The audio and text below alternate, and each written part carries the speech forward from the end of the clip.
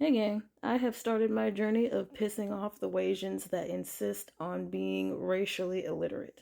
So I was just in this wAsian woman's live, and as soon as I started talking about interracial dating, because my partner is white-ish, she started talking about how race doesn't matter and it shouldn't be made about race. And then later brought up that she is wAsian. Now, some of you already know where this video is going. So there's two types of wAsians. There are the wAsians that are on board with the Asians and the Blasians about racial tokenization and all this here, and wAsians that understand that they have a unique position as being white and Asian for different kinds of tokenizations, depending on how their features, their facial features, whatever, like the more scientific way of saying appearance, the way all that turns out, whether they look more white or more Asian.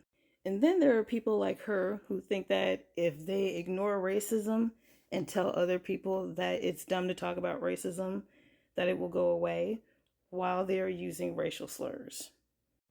She kept referring to a friend that she knows that she went to a jewelry store with as ghetto because she was loud and saying the N-word a lot and all this here.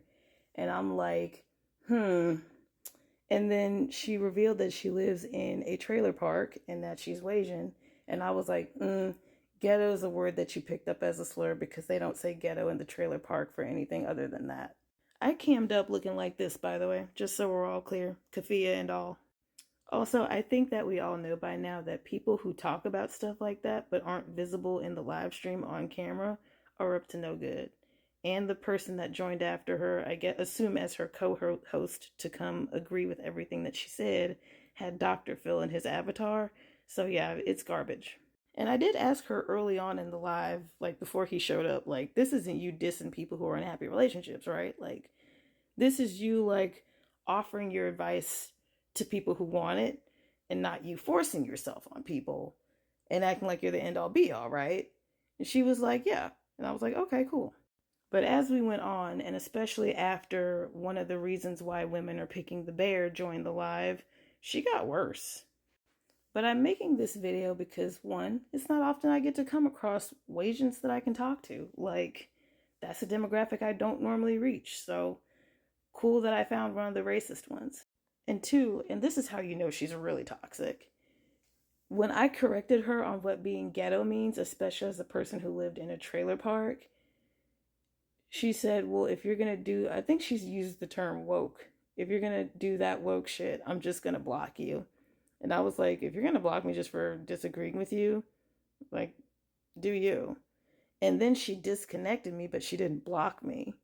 And then proceeded to talk shit to her little friend, who is definitely the reason why women would rather take the chance of being mauled to death than interact with a man.